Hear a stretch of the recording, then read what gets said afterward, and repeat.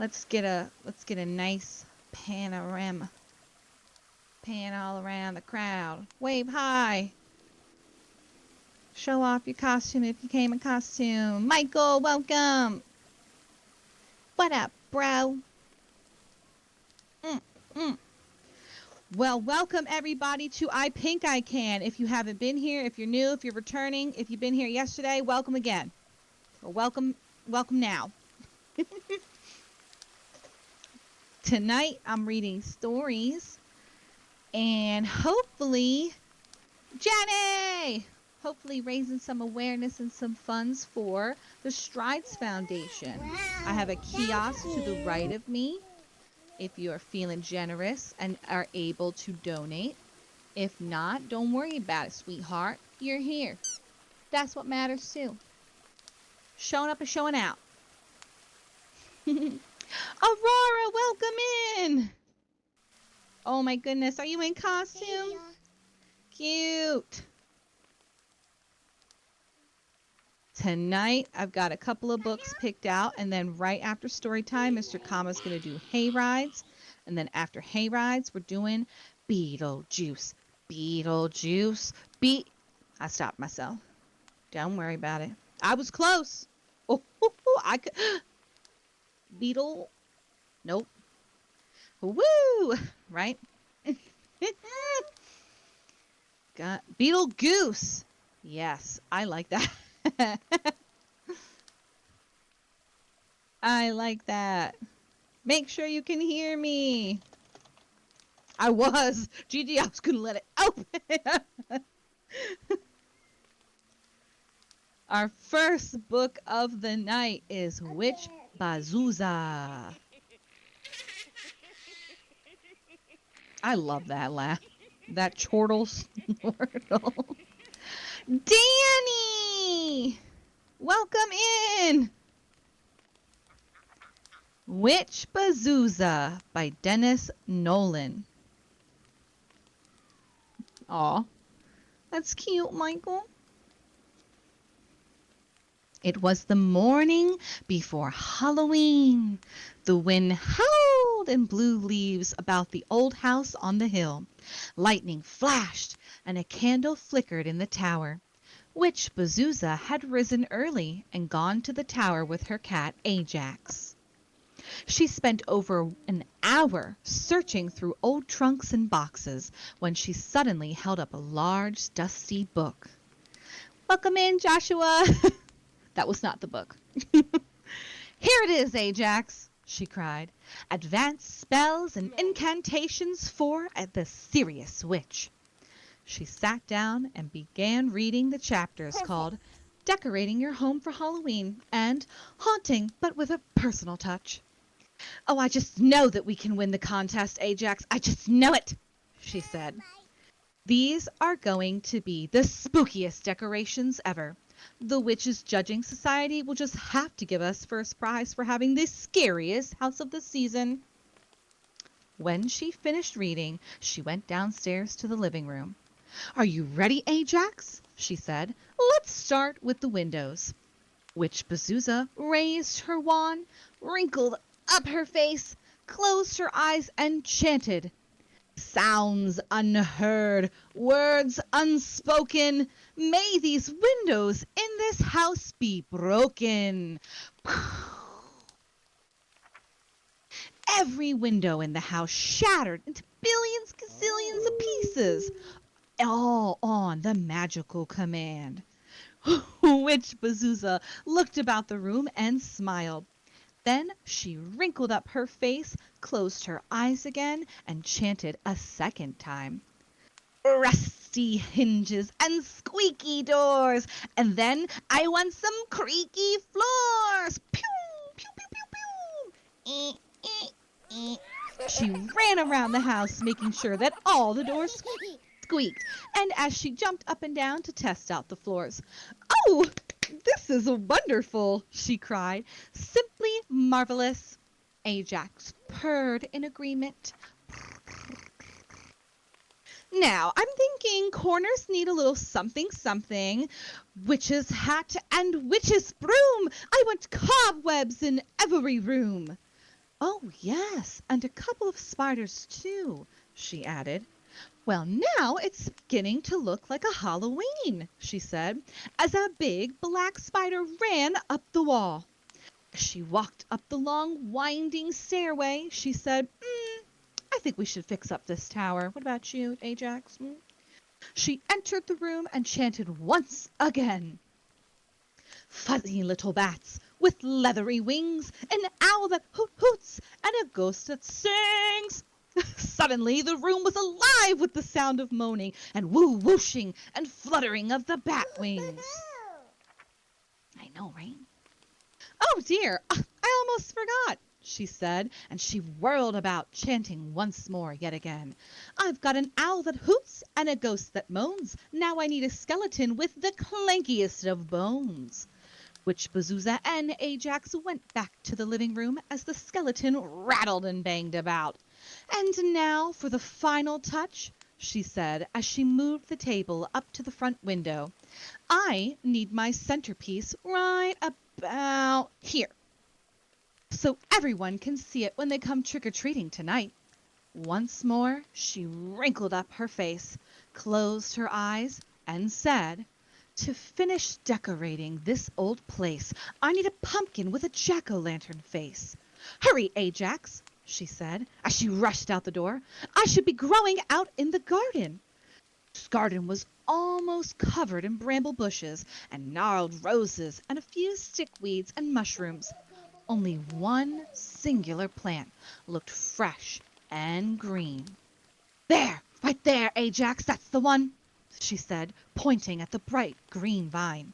They ran to the plant, but found that the pumpkin for which Witch Bazooza had chanted was only a cucumber with a jack-o'-lantern face. Ah, rats! Something must have gone wrong in the incantation. I will just chant once more. No, no, no. Hear this sound. A jack-o'-lantern. Oh, well, it must be round. And with that, a bright, big, red beet burst out of the ground. It also had a scary jack-o'-lantern face. Witch Bazooza began to scream and fret, and loudly chanted once more. This thing's all wrong. It is red. Orange is the color of a pumpkin head.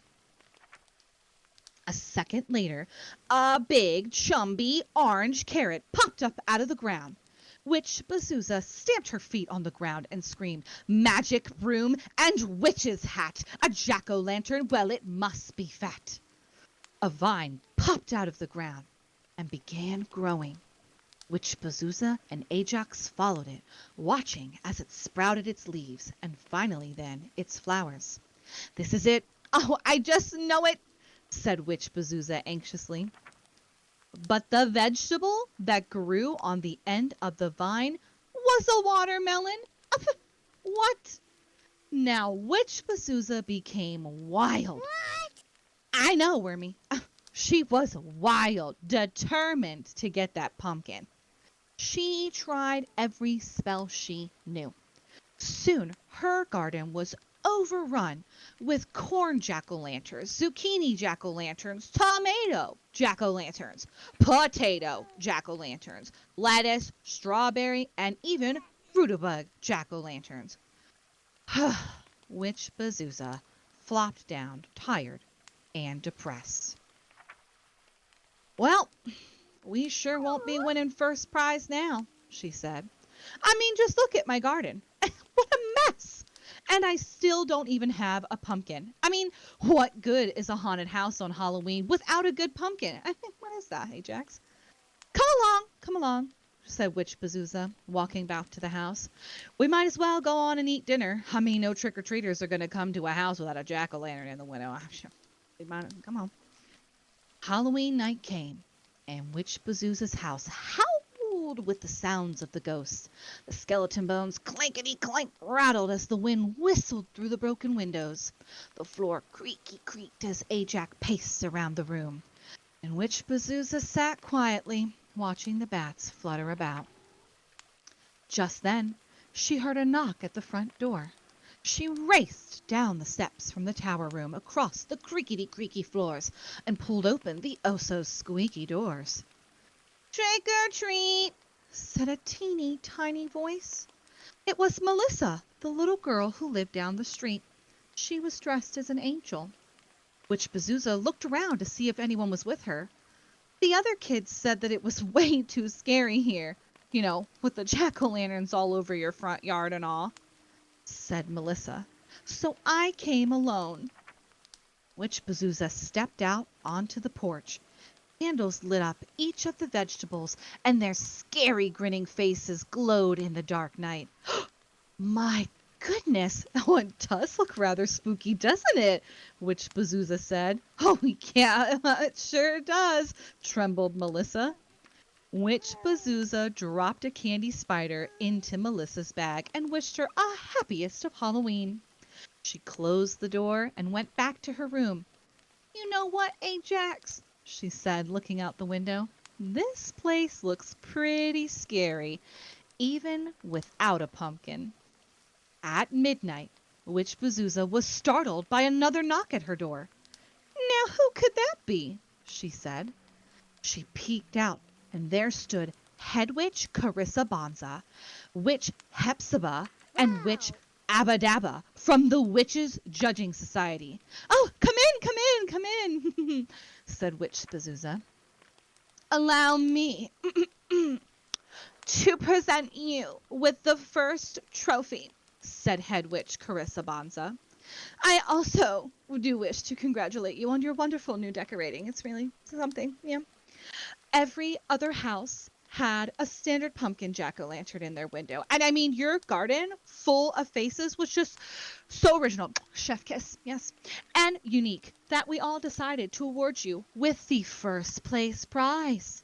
So this is for you, she said, as she handed a Witch Bazooza a pumpkin-shaped trophy. It was a golden one with a jack-o'-lantern face. And that's not all, added Witch Hepzibah.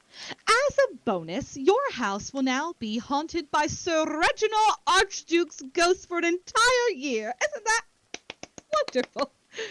He is the one who clanks his chains and rattles in his armor, said Witch Abadabba.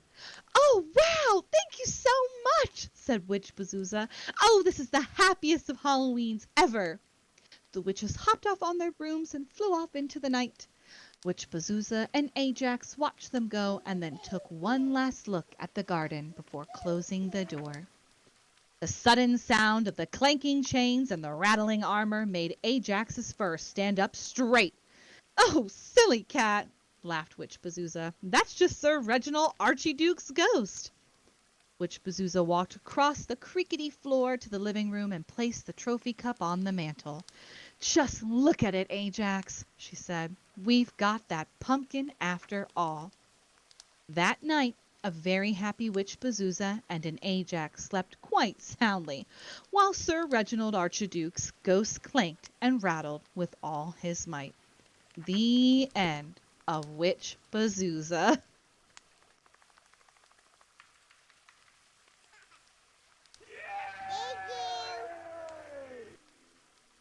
I want jack-o'-lantern vegetables. Why is this not more of a thing? Oh, thank you. Oh, wow. Hello, everybody. Welcome in. Oh, yeah, Kama, you might have to do another cameraman. I'm seeing some costumes. I'm seeing some cool stuff. Welcome, welcome, everybody. I'm going to do my little spiel again. Let me do my little spiel. It's me, Miss Red. Welcome to Story Times here with me at I Pink I Can. What is I Pink I Can? I'm so glad that you asked me right now. I Pink I Can is a Strides event for the American Cancer Society. All money in this kiosk right next to me goes to benefit the breast cancer research so that one day we won't have to do none of this. I mean, we might still get together and party, but you know what I'm saying. So that is why I am here today to read stories to you all. Donate if you can. If you can't, I appreciate you being here anyway. You showed up. And you know what? Showing up is half the thing. So yeah, sit back, relax, make sure you got your voice on, have a little snicky snack, get some candy, pet a cat if you have one. And we're gonna get into the next book. I'm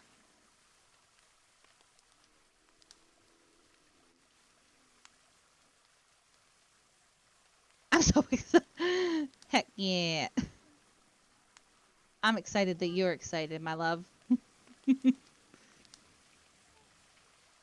Also, peep the fit. Peep it. We coordinated. Look at us. Look at us. You're so cute.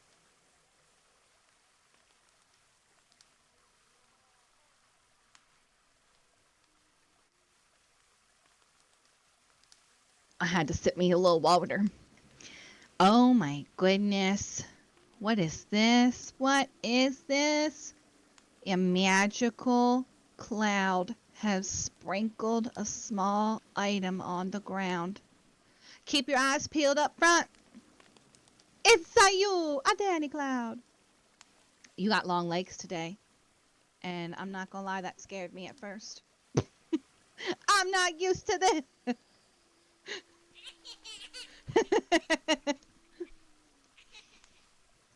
Our next story is The Night Before Halloween by Natasha Wing.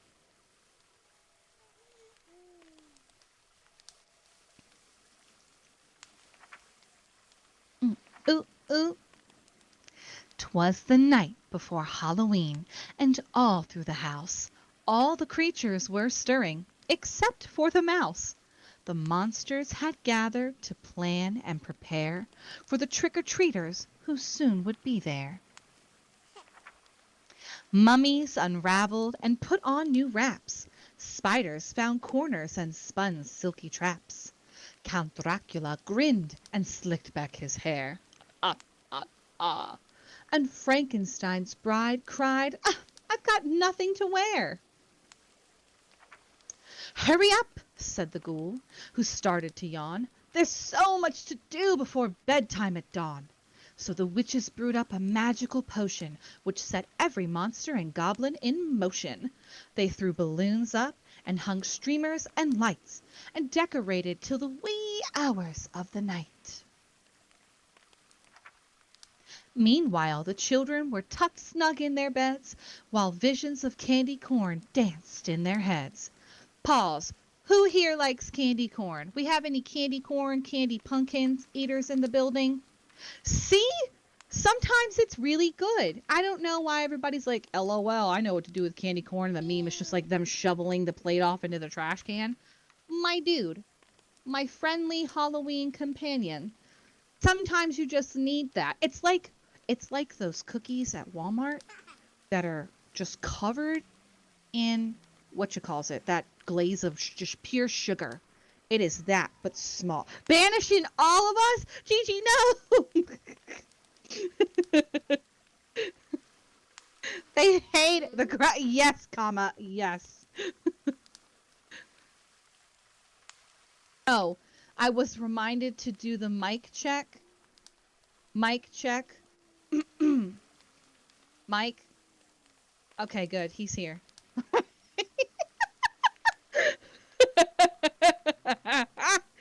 he he got us. He got us good.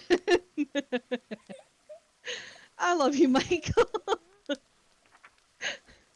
Okay, unpause. It was the morn when they woke. It was a Halloween day. There was bobbing for apples and rides in the hay. Speaking of rides in the hay, we got a ride coming up at 5 p.m. SLT. So if you want to ride in the hay like these little dudes, you know where to go. Okay. There were costume parties and games to be played, cupcakes and candy, and of course, a parade. After dinner was served and the kids were done eating, it was finally time to go trick-or-treating. Mom repainted faces and straightened clown hats and put wings back on fairies, angels, and even bats. Look at this cutie. Jack-o'-lanterns were set out on the porches with care. Their grins seemed to say, knock if you dare. Gypsies and pirates and zombies in rags grabbed their biggest, brightest flashlights and trick-or-treating bags. They walked down each lane, avenue, and street, rang every doorbell, and said, "Trick or treat!" But just when the children thought they were done, the princess said, "We've forgotten just one." So they walked to the house at the top of the hill, which gave all the kids a spine-tingling thrill. They stood on the porch and were ready to knock when they heard heavy footsteps and the turn of a lock. When what to their curious eyes should loom but a wicked old witch holding a broom? Her cape, how it shimmered! Her face, oh, how scary! Her hat was so pointed it frightened the fairy. The wicked witch said, "Welcome, we have a surprise!" And the children yelled, "Run, it's not a disguise!" The monsters were sad when the kids ran away. They wanted the children to come in and play. The wicked witch said, "We can have our own fun. Come on, little monsters, the night's just begun." The monster mash. The monsters all cheered as they danced with delight. Happy Halloween to all, and to all a fright night. The end of the night before Christmas. If you have a Halloween gesture, now's the time to play it. Who's got a trick or treat? Is there a smell my feet? What kind of stuff is that? Is there anything like that in SL? I have no clue. Oh, it's Halloween my soul. Felt. Yes.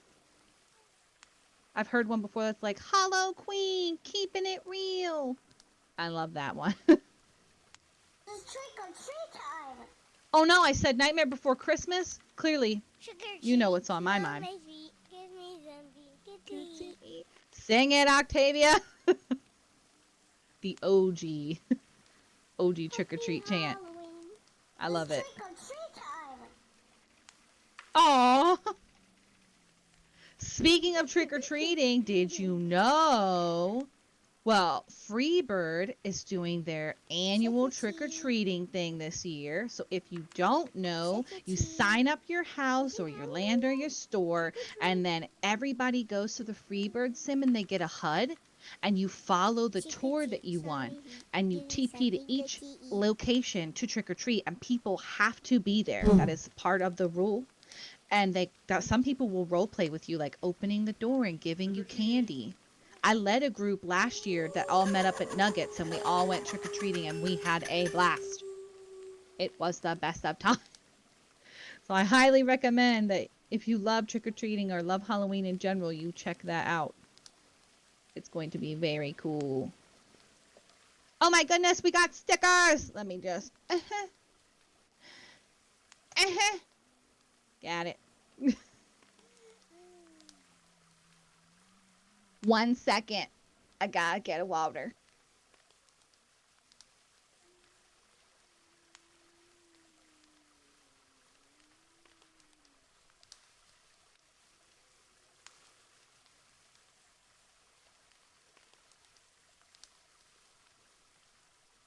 Okay, I am back. Speaking of stickers, I don't know if you've been here yet to I Pink I Can. If you walk down the street a little bit, which I'm sure we'll see when we do the hayride, Nuggets has set up a location here, and there's a super duper cool portal on the cardboard wall with a sticker nearby. You might want to look at that at the Crayon Club. If you walk through, you can TP here anytime you need to, and there's stickers hidden over there. In a special certain, somebody hid them stickers, and we were there for like 30 plus minutes the other night, catching everybody up to try and get all the stickers, and I'm still not confident I found them all. Danny did that. Yep, certain special someone. Tiny little Danny Cloud, Danny. Last count, I'm thinking there was like 25-ish, 20 something over there. I don't know, but you gotta go look. I'm telling you, it's the coolest. And speaking of cool things, we're gonna learn about raining bats and frogs. So, hang on to your hats, because it's raining me. No, I'm kidding. Oh no! I sure hope not. Unless you like them, then those could be kind of fun. I don't know. It's Raining Bats and Frogs, written by Rebecca Colby. Like Colby cheese.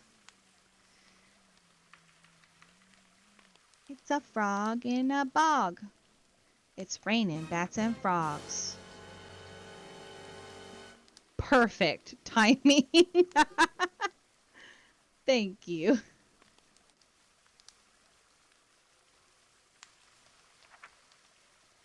Every year, Delilah looked forward to flying in the witches' parade.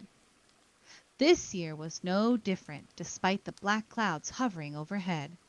I think it's going to rain, said Delilah. And it did rain. Really hard rain. The witches were wet and miserable. It's raining on our parade, wailed one. Positively pouring buckets, moaned another. That gave Delilah an idea. Delilah whipped out her wand and began to chant. It's raining, it's pouring, but raindrops are boring. Change the rainfall on my head, make it cats and dogs instead.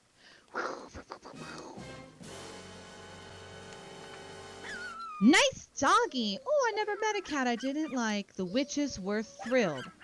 At first. Yes, let me hear it. Little doggy sounds. If you know, you know. You call this a cat? Dag nabbit, give me my broom back. Then the parade came to an abrupt halt. This will never do, said Delilah, raising her wand a second time.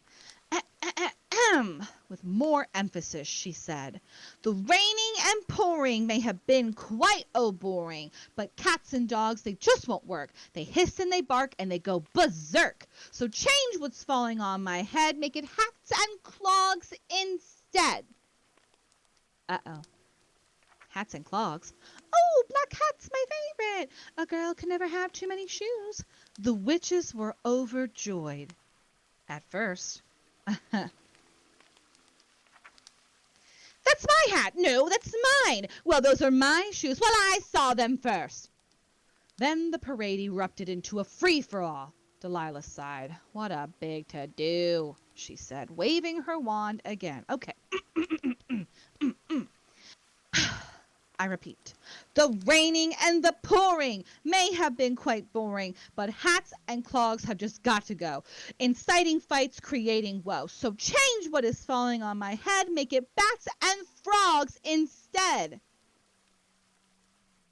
Ribbit, ribbit. Oh gosh, I've been slimed! I don't think that's slime, I think it's a frog.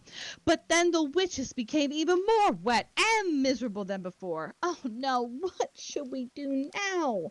Wondered Delilah, as she had run out of ideas. Gnats and bogs? She muttered to herself. Mats and logs. Rats and hogs? I'm not really sure which one would be better here. Danny. Blech. The more Delilah thought about it, the more she realized there was only one thing to do.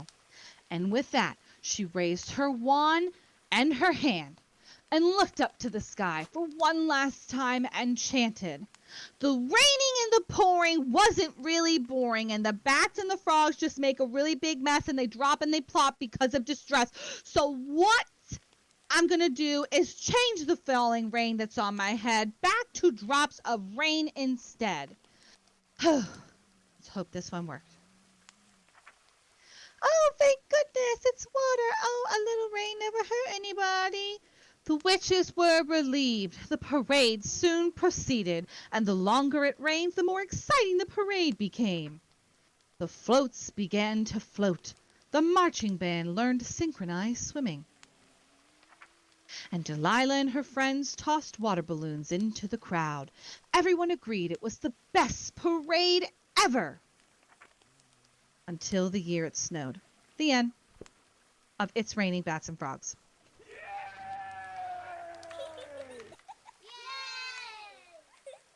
Do we have any snow lovers here? Is anybody a fan of winter? I know, right? What a plot twist at the end. Yes, the comma, Octavia. Fall and winter are the best, Maddie. I like snow when it's tiny and crunchy, but when it's like up to your hip, I do not like snow anymore. When I can't get the bread and milk, I don't want the snow.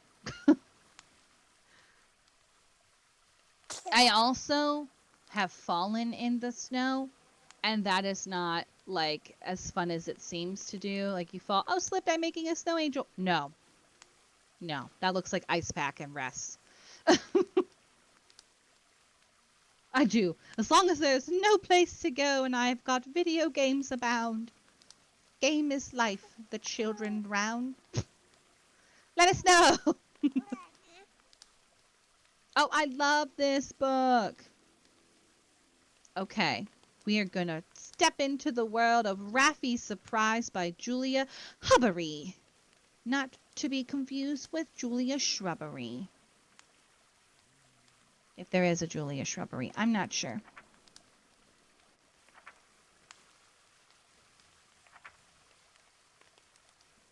Raffi Raccoon loves him home. He loves the long, swishy grass and the sparkling stream and the rustling, rippling trees. But best of all, Raffi loves Danny Cloud. Yep, that's the end. Raffi loves Old Father Oak. Raffi was born in a cozy den, high in Father Oak's sturdy trunk. He learned to climb on Father Oak's strong branches in the spring. And all summer long, Raffi played in the shade of Father Oak's green leaves with his friends Chip and Blackbird. I like Chip. On the first day of autumn, Raffi woke early. Ready to play, he left a morning kiss on his mother's whiskers, wah, and tiptoed out to find Chip. But where were Father Oak's leaves? All Raffi could do was see a silvery mist. When he crept to the end of the branch, he saw that the leaves were still there. But wait! There was a pretty golden leaf amongst the green. Should he pick it? Would Father Oak mind? Suddenly the leaf dropped, twirling away in the mist. Maybe Father Oak wants me to have it! As Raffi scampered after another leaf, dropped out of the mist, and then another. 1, 2, 3, 4. More and more! Raffi rushed to catch the leaves, but there were just too many. Was something wrong with Father Oak? The chilly mist made Raffi shiver. Maybe Father Oak is cold too, he thought. So he gathered the leaves and piled them into a blanket over Father Oak's roots. Just then, Chip peeked around Father Oak's trunk. Raffi, what are you doing? Asked Chip. Oh, I'm making a blanket for Father Oak. I mean, he's losing his leaves because he's really cold, answered Raffi. Oh, it's a lovely blanket, said Chip. But look, the leaves are still falling. Maybe he's crying. Father Oak must be sad. Let's hug him better, said Raffi. The friends put their arms, their teeny tiny arms, around big Father Oak's trunk and hugged him really tight.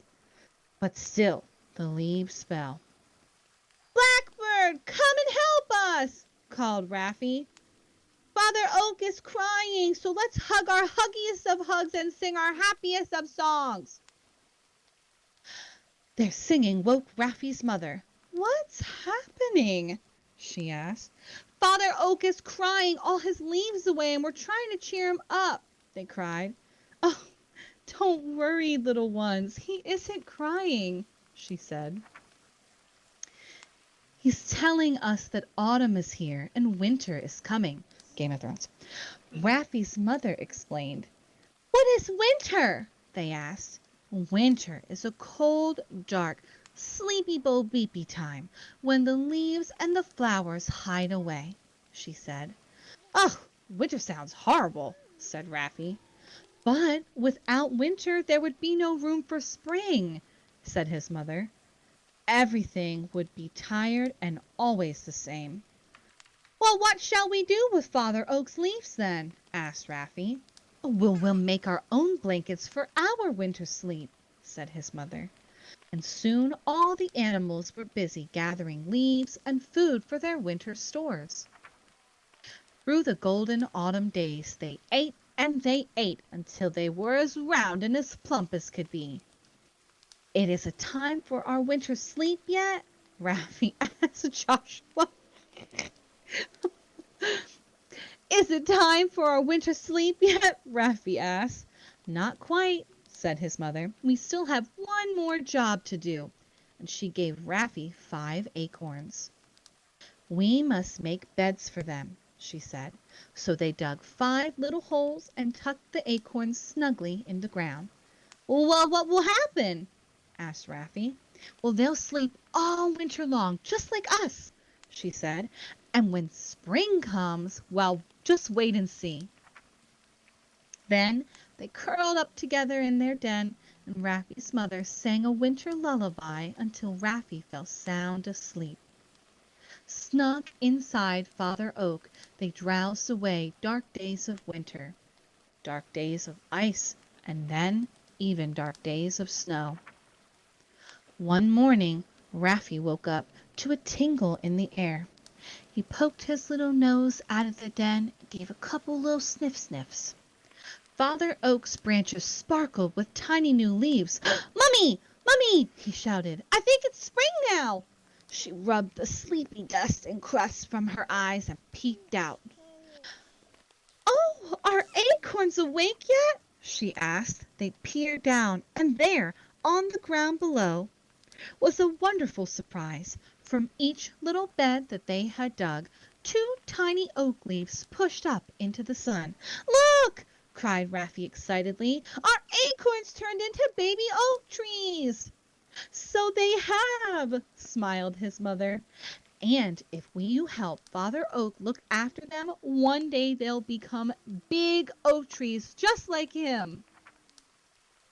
The end of Raffi's surprise.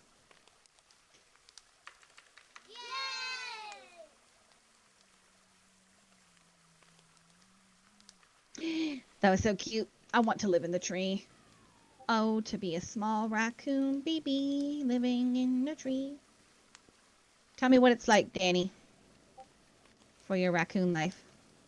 Wow! I just looked down. Look at all these stickers. Make sure you're claiming your stickers. And don't forget, you can turn your stickers into golden nuggets. Fun fact for you, because it took me over 2 years to learn this.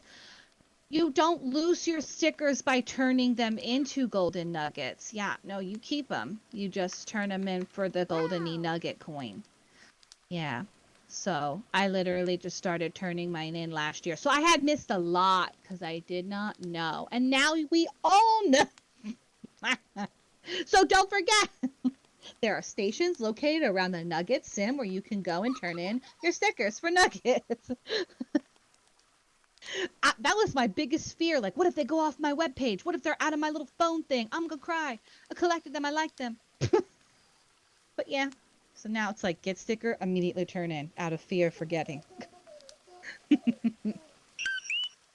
Koki, I heard it.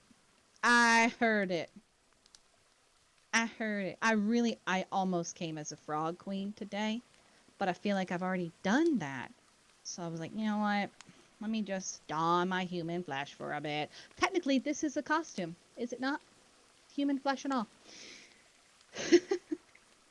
Yep.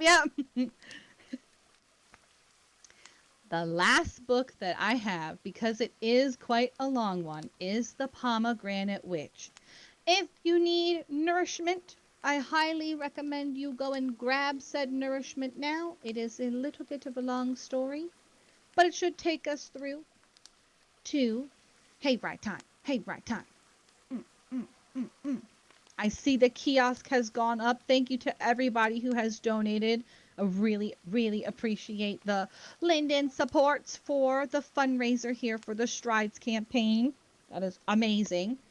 I think I can so far, and I don't want to misquote. Jenny, do you happen to know how much I think I can has raised off the top of your head? I know it was shared on the Facebooks, the Book of Faces, but my brain does not retain. I am looking. Oh my gosh, I cannot find it really fast. There we go. We have raised 8,000 US dollars, 986 and 92 cents. That is amazing. Over 2 million linden raised. Wow. Our event started September 26th, technically, with the pre-party, officially September 27th, and it goes until October 20th. I bet you we can. And the coolest part about it is there's events all day, every day. Like there's events tomorrow. Oh, I'm not going to be here tomorrow, and I'm very upset about that. But guess who will be here tomorrow? The owner of the formerly known store Blueberry, Kiwi, which is now rebranded to Kiwi & Co. So Kiwi Blossom will be here. The owner, Johnny from Paragon Dances, and Miss Latte from Junk Food. They will be held captive here. Danny, if you want to save your sister, now, tomorrow is the time. Or maybe you want her to stay there. That's your sibling relationship. I don't know. So she can stay. Dang, tough words from the baby that is tall today. I highly recommend, please, if you guys do make it here, somebody tag me in pictures on Facebook. I will be at a wedding in real life, so I will not be able to attend. I'm sad, but maybe if I get back in time, that kind of sounds funny to say, but if I do get back in time from the wedding shenanigans, maybe I can make it. Who knows, they might still be here, stuck in their cages. Bam, bam, bam. I can't wait to see how that turns out. I have been to something like that before, where actually it was Kama who was in a little grave and we had to pay to get him out of the grave. It was a whole thing. It was very fun. Like the Reaper game or something. I don't know. But this one sounds cooler because everybody, and if that is somebody, is going to be here. So yes, you will want to be here tomorrow. I'm pretty sure that event goes for quite some time. It does not have a start time on the poster. Lies. It starts at 10 a.m. SLT. Will they be able to raise 500,000 linden for the Strides campaign? Come tomorrow and we shall see. What? Not true, Red? You lock me up! What did I do? With everybody's support, we can definitely do it. That is so true. There must be a list.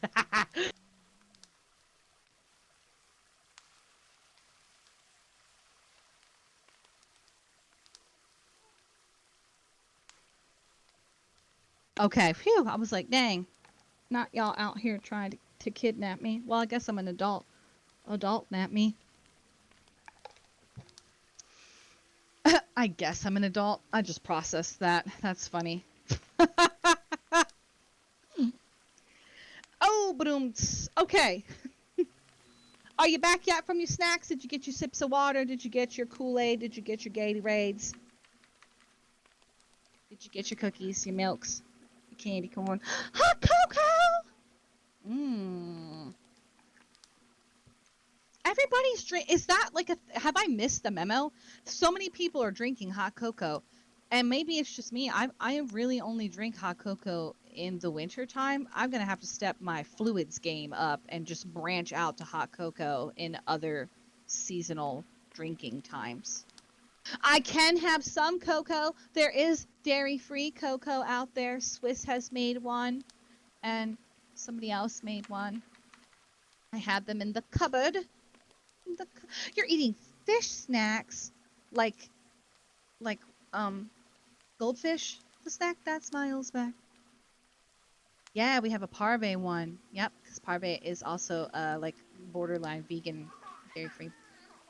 Yes, oat milk stuff. Oh, for everybody confused here, I'm anaphylactic to dairy, like EpiPen status, throat closed, death, RIP, rip misread. So yeah, I can't have milk, which is really funny because I have a lot of milk holdable things in Second Life, and I've just labeled the folder death juice. So and it's a joke because the ABC store came out with an EpiPen, and I finally picked it up.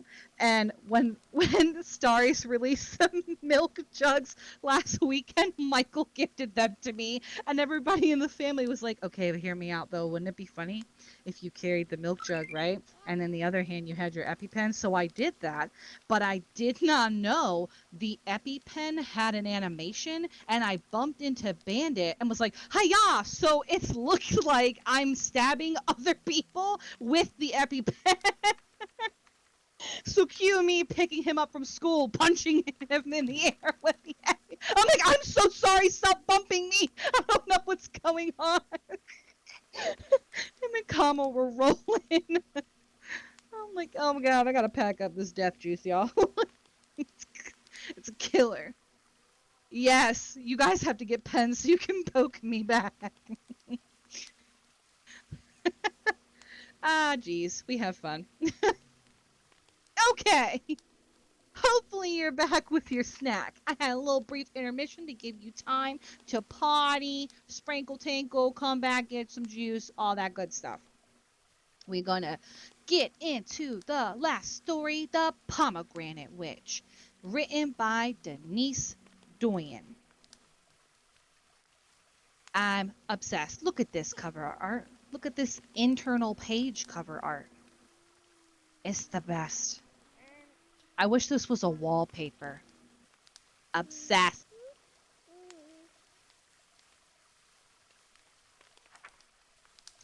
The Pomegranate Witch. Okay, close your eyes. Picture this with me. Beyond the edge of town, where streetlights stopped and sidewalks ended, a small boy spied a farmhouse in a field long unattended. And before its sagging porch, amid its weedy foxtail sea, found the scary, legendary, haunted pomegranate tree. The gnarled tree loomed high and wide, its branches scraped the ground. Beneath there was a fort, of sorts, with leaf walls all around. Its unpruned limbs were jungle-like, dirt ripple-snaked with roots. But glorious were the big, red, round, ripe pomegranate fruits. The children whispered secret plans and spoke of desperate measures, delicious dreams of snatching, eating pomegranate treasures. But rarely did they dare because there was a nasty hitch. The tree was owned and guarded by the Pomegranate Witch. The pomegranate, pomegranate, pomegranate witch. It's like Beetlejuice. No one could see her clearly mid the dark and shadowed nooks. Still Lore and Pinky swore the dreadful rumors of her looks. Gossip painted her hands green, with twiggy fingers made to scratch, and hearsay said her blood-red eyes stared through the thicker thatch. When new kids, disbelievers, crept up close to listen, look, they'd hear a witch cackle, as branches shiver shook. And when her ravens screamed, "Yee-haw! Yee-haw!" those kids would run in fear. But not before the witch's broom had bristle tapped a rear. And yet the brave kept wandering back. The tree was like a thirst. Forbidden fruit is tempting. Pomegranates are the worst. First one, then three, then five courageous souls rose to the test, and thus each autumn's pomegranate gang began their quest. Some clever gangster pranksters dug a foxhole in the field. When they peered below the leaves, witchy workbooks were revealed. Witchy work boots were revealed. Also workbooks.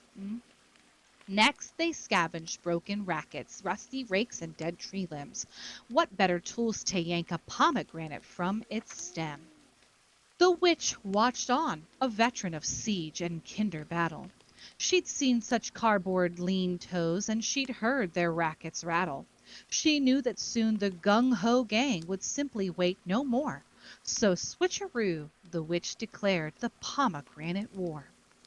The pomegranate, pomegranate, pomegranate war.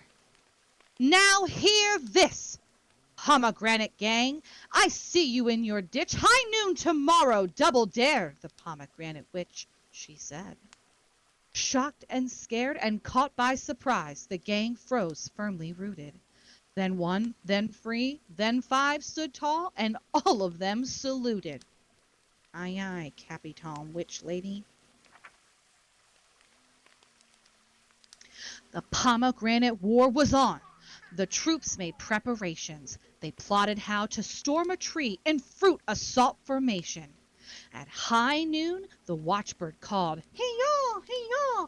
The players took their places. The witch, while she hunkered down, the gang spread out at least to 20 paces. Charge! The gang dashed forward in a speedy, greedy race. The fastest within reach got blasted, splash, right in the face. Water cannons, rushing, gushing from a dozen hoses, wound throughout the sprouts, swashed into eyes and shot up noses. They couldn't see, they couldn't breathe. Retreat was wet and muddy. Still coughing, someone sputtered, "Grab your bike, your rake, and your buddy."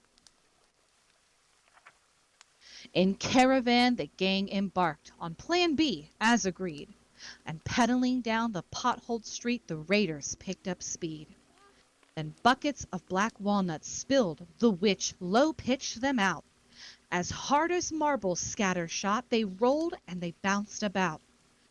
Then bowled right under, bump, bump, bump. The wheels could not be steered. The riders jumped, their drivers stumped, bikes toppled, wagons veered. They chucked their vanquished chariots, regrouped and reattacked. The big kids held up trash can shields and the small rode piggyback. Worn sneakers shuffled through the nuts, tin armor took the spray. High eager hands reached up to where the pomegranate swayed. The tree, enchanted tree, it sprang to life with thrashing might. The branches walloped, whacked, and slapped. The leaves put up quite the fight. The pomegranates danced away from clasping, grasping fingers. Bushwhacked, the palm marauders fled, but one small robber lingered. For while the witch pulled on the strings and played mad puppeteer, a sneak thief tiptoed through the gate and crept around the rear. He grabbed a fruit and twisted, jerked, and tugged a dozen times. Then, snap, off he skedaddled with his pomegranate prize. His pomegranate, pomegranate, pomegranate prize. "I got one!" yelled the sneak thief, and the foxhole gave a hoot. Hoot, hoot, hoot, hoot! The rusty hammer cracked the husk, and the gang split up their loot. 600 sparkling seeds and papery slips kids ripped apart. Hip, hip, hooray! They'd won the day. The juice was sweet and tart. A muffled laugh, a scuffled past. Things might have ended there. For late that night, her harvest plucked, the tree completely bare. But neighborhoods have secrets, passed from year to ear to here.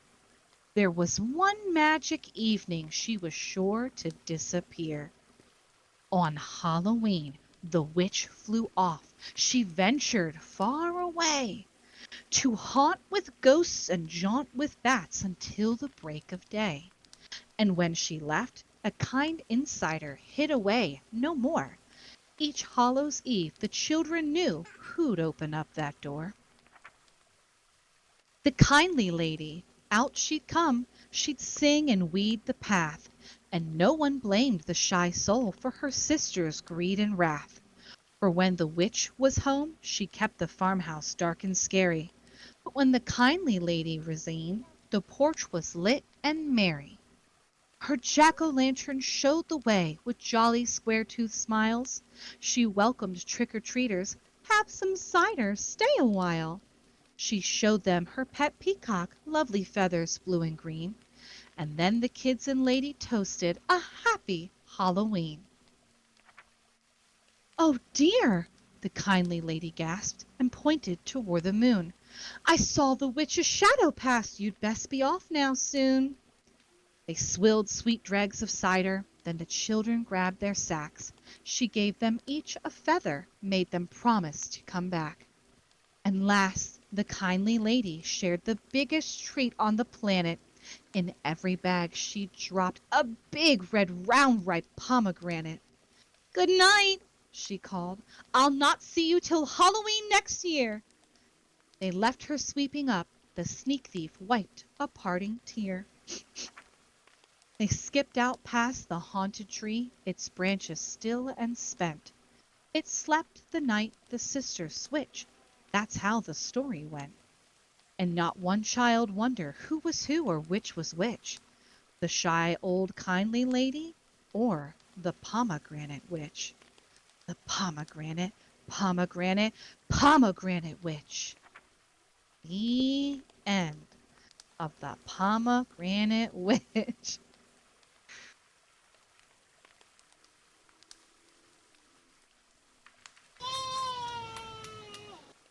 Yay!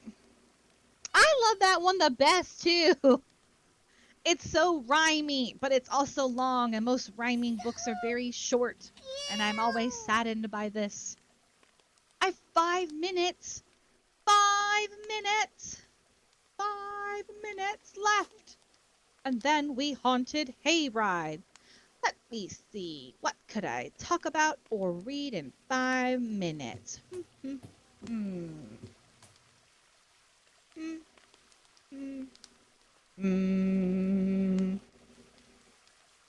hmm, hmm, hmm, hmm, hmm, hmm, hmm, hmm, hmm. We've read all the cool stuff. We've read the ooly, but tell us a silly story. I can make one up. Let's see if my improv skills are still up to par. On the night before Easter. No, that's not good. Let's think about that. Oh, I know. Hot cocoa. We were talking about hot cocoa earlier. Did you know that there's a super secret recipe in the bog where I'm from? It's called hot cocoa and candy, and we sip it all night long. Sometimes we drink it on Easter and sometimes on Halloween, but I especially like my hot cocoa and candy during Valentine's Day and on Christmas Eve. Sometimes I like to add sprinkles, but other times it's cotton candy. Sometimes it's candy corn, and other times it's Jolly Ranchers. But if you're feeling fun, you could stir it with a lollipop. But I'll let you be the guest and find out which ones are the best. Tootsie Roll Pops could be a delight, but then the candy melts and it's really a fright. It's messy and sticky and kind of hard if you get it in there for too long. And I think if I was following the wise words of Elf, then it would turn into syrup. Syrup is a part of the five main food groups, especially where I come from. So, on that note of candy and cocoa, I'd like to offer you a suggestion. Next time you make cocoa at home, in this world, or the next one, you try it with a bit of candy, a sprinkle or two, a lolly here and there if you have one or three, and maybe, just maybe, you'll be visited by one of the candy cocoa frogs. Their skin dark melty chocolate, their eyes made of sprites. The bumples on their skin, they won't give you a fright. They are peppermints and Jolly Ranchers and Laffy Taffy pieces. Sometimes their claws scuff the ground, but at least they're not scraping like Mises. And that is my story to tell you all today. With 2 minutes left to spare, I think I did okay. I'd like to invite you to my bog sometime so you could have cocoa and candy with me. High noon, maybe at 9. Whenever I wake, whenever I shake, whenever I bake. That day as a frog in the bog. The end. Thank you.